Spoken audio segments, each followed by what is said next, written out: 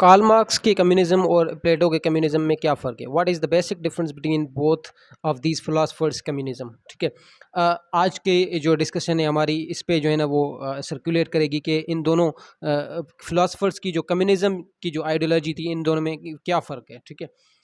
Karl Marx का जो communism है it actually rotates around, it actually circulates around one agenda. उसका सिर्फ एक ही जो है ना वो हमें मोटिव नज़र आता है, एक ही एजेंडा नज़र आता है। वो ये है कि जनाब इमेंसिपेशन ऑफ वर्कर्स, वर्कर्स की आज़ादी। या उस वक्त जो इंडस्ट्रियलाइजेशन थी उस वक्त इन्होंने ऑब्जर्व किया था कि जनाब जो लेबर्स हैं उनको प्रोटेक्ट नहीं किया जा रहा, उनके राइट्स को डिफेंड नहीं किया जा रहा। उनको इमेंसिपेट करने के लिए इन्होंने एक कैंपेन चलाई जिनको यो इन्होंने कम्युनिज्म का राइट लिया। उस वक्त इन्होंने देखा कि कैपिटलिस्ट जो हैं वो एक्सप्लॉइट कर रहे हैं वर्कर्स को, और स्टेट जो है it is acting as an instrument of capitalist. और स्टेट जो है वो कोई इस तरह के लॉज नहीं डिवाइस कर रही जो वर्कर्स जो को बेनिफिट जो है ना वो प्रोवाइड करें। फॉर एग्जांपल लेबर के लॉज किस तरह के हो सकते हैं? जो है उसके आवर्स की जो होती है, काम करने के जो आवर्स होते हैं उसके उससे रिलेटेड लॉज हो सकते हैं, वर्किंग कंडीशन से रेलेवेंट हो सकते हैं, मिनिमम वेजेस से रेलेवेंट हो सकते हैं। ठीक है, इस तरह के लॉज जो हैं वो गवर्नमेंट इस तरह के लॉज में इंटरेस्टेड नहीं थी। जो भी उनकी पॉलिसीज़ थी they were all benefiting the capitalist. ठीक है, तो इस वजह से उन्होंने एक जो है ना कैंपेन शुरू की for the benefits of workers. ठीक है, उनकी फिलॉसफी सारी रोटेट करती है एमेंसिपेशन ऑफ वर्कर्स। उसके बरक्स हम प्लेटो का कम्युनिज्म देखें तो उसमें हमें ये नज़र आता है कि कम्युनिज्म जो है वो it is actually a struggle for the Plato to make Athens an ideal state. वो एथेंस में एक आइडियल स्टेट बनाना चाह रहे थे, जिस वजह से उन्होंने कम्युनिज्म इंट्रोड्यूस किया, कम्युनिज्म ऑफ प्रॉपर्टी और कम्युनिज्म ऑफ फैमिली। पर्टिकुलरली हम इसमें जो है ना कम्युनिज्म ऑफ प्रॉपर्टी की बात कर रहे हैं।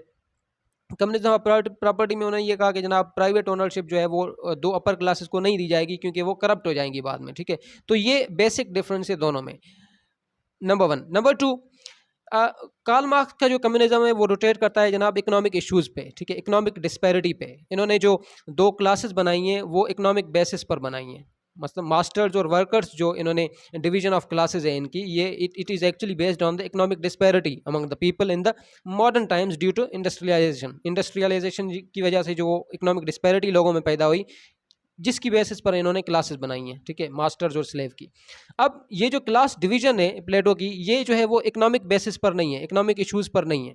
ये जो क्लासेस बनाते हैं वो एक्चुअली जो है वो अ, उनकी बेसिस अलग है। वो ह्यूमन इंस्टिंक्ट्स की बेसिस पर क्लासेस बना रहे हैं, जो तीन क्लासेस इन्होंने बनाई थी। ठीक है, इन्होंने इन्होंने क्लासेस क्यों बनाई? क्योंकि because he wanted to make Athens an ideal state. ठीक है, इस पॉलिटिकल स्टेट बनाने के लिए और करप्शन को इरेडिकेट करने के लिए और टर्मोइल, जो पॉलिटिकल टर्मोइल को ख़त्म करने के लिए इन्होंने प्लेटो ने जो है वो क्लासेस बनाई थी। ठीक है, नंबर टू। नंबर थ्री, जनाब अबॉलिशन ऑफ प्रॉपर्टी। अब प्लेटो भी ये कहते हैं कि जनाब प्राइवेट प्रॉपर्टी को अबॉलिश किया जाए, लेकिन प्लेटो जो है वो दो अपर क्लासेस की बात करते हैं, लोअर क्लास की बात नहीं करते हैं। मतलब रूलिंग क्लास और मिलिट्री क्लास, ये दोनों ऐसी क्लासेस हैं जिनके पास अगर प्राइवेट प्रॉपर्टीज़ होंगी तो ये करप्ट हो सकती हैं, ये अपनी पॉलिटिकल पोजीशन का या फिर अपनी जो इनको पावर्स दी गई हैं उनको मिसयूज़ कर सकते हैं और एक्सप्लॉइट कर सकते हैं जो इनकी लोअर क्लासेस हैं। ठीक है, इसके बरक्स जो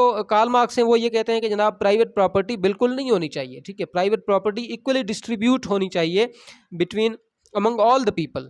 ठीक है, हालांकि उसके बरक्स जो है प्लेटो कहते हैं कि जनाब प्राइवेट प्रॉपर्टी जो है वो स्टेट की प्रॉपर्टी होगी, वो पब्लिक प्रॉपर्टी होगी। ठीक है, किसी इंडिविजुअल की प्रॉपर्टी नहीं होगी। लेकिन ये कहते हैं कि प्राइवेट प्रॉपर्टी जो है वो डिस्ट्रीब्यूट होनी चाहिए।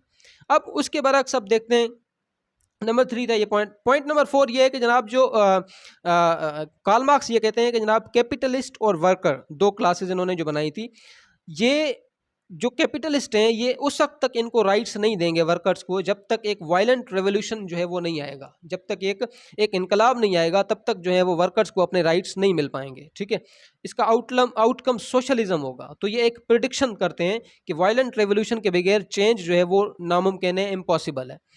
ठीक है, उसके बरक्स जो है वो प्लेटो की कम्युनिज्म में हमें कोई भी इस तरह की जो है ना वो वायलेंट रेवोल्यूशन की बात नहीं नज़र आती। वो इस तरह के रेवोल्यूशन को फेवर नहीं कर रहे हैं। कहीं भी इन्होंने बात नहीं की कि भाई वायलेंट रेवोल्यूशन आना चाहिए। ठीक है, तो ये जो है ना वो कुछ डिफरेंसेस हैं इनके दरमियान।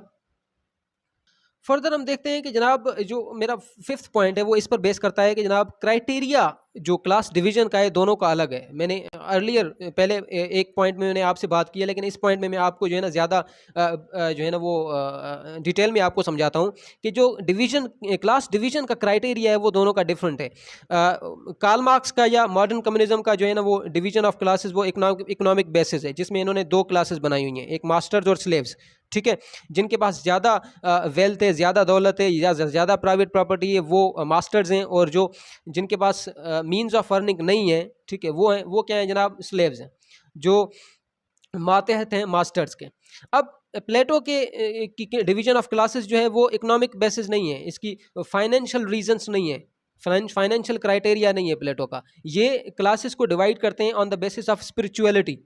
ठीक है, रूलर्स, सोल्जर्स और वर्कर्स या जो आर्टिजन्स की जो क्लासेस बनाते हैं, ये तीन क्लासेस रूलर, सोल्जर और आर्टिजन्स, ये बेस्ड ऑन स्पिरिचुअल जो है ना वो बेसिस पर ये क्लासेस बनाते हैं। फॉर एग्जांपल कोई अगर कोई इंसान ऐसा है जिसमें रीज़न की ट्रेट ज़्यादा है, रीज़न की इंस्टिंक्ट ज़्यादा है, तो he will be categorised in the ruler class, उसको रूलर क्लास में शामिल किया जाएगा। अगर किसी में करेज ज़्यादा है तो वो सोल्जर क्लास में जो है ना वो उसको शामिल किया जाएगा। अगर किसी में डिज़ायर ज़्यादा है तो डिज़ायर या एपिटाइट ज़्यादा है तो वो कौन सी क्लास में जाएगा जनाब, ऑब्वियसली वो वर्कर्स या लोअर क्लास में जाएगा। अब लास्टली हम देख लेते हैं कि जनाब स्टेट के बारे में इन दोनों के क्या आइडियाज़ हैं, प्लेटो और कार्ल मार्क्स के। कार्ल मार्क्स जो है वो स्टेट के बारे में उसके बहुत ही डिसअपॉइंटिंग आइडियाज़ हैं, क्योंकि उस वक्त जब इन्होंने आइडियोलॉजी दी थी उस वक्त जो है ना वो स्टेट जो है वो इस्तेमाल हो रही थी।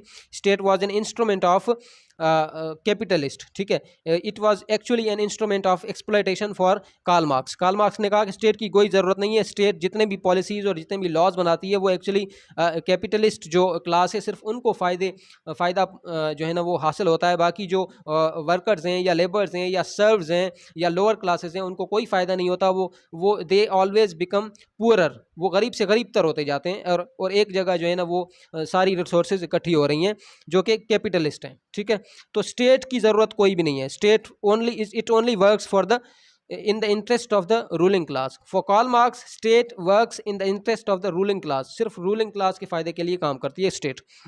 प्लेटो इसके बरक्स क्या कहते हैं कि जनाब प्लेटो की तो पूरी स्ट्रगल, पूरी पॉलिटिकल फिलॉसफी जो है ना वो सिर्फ और सिर्फ स्टेट को बनाने में जो है ना वो लग गई है। ठीक है, तो वो स्टेट की बहुत ज़्यादा इंपॉर्टेंस है in the context of Plato's philosophy.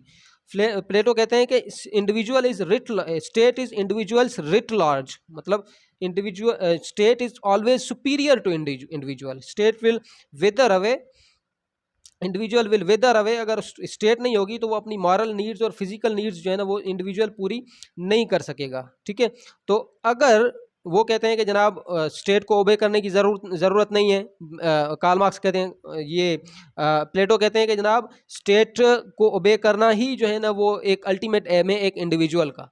ठीक है, क्योंकि स्टेट से ही सारी जो है ना वो जो ब्लेसिंग्स हैं वो निकल रही हैं। ठीक है, तो ये था जनाब कार्ल मार्क्स और प्लेटो की फ़िलासफ़ी के दरमियान डिफरेंस, और इंशाल्लाह जो है ना वो नेक्स्ट वीडियो तक के लिए अल्लाह हाफ़िज़, थैंक यू।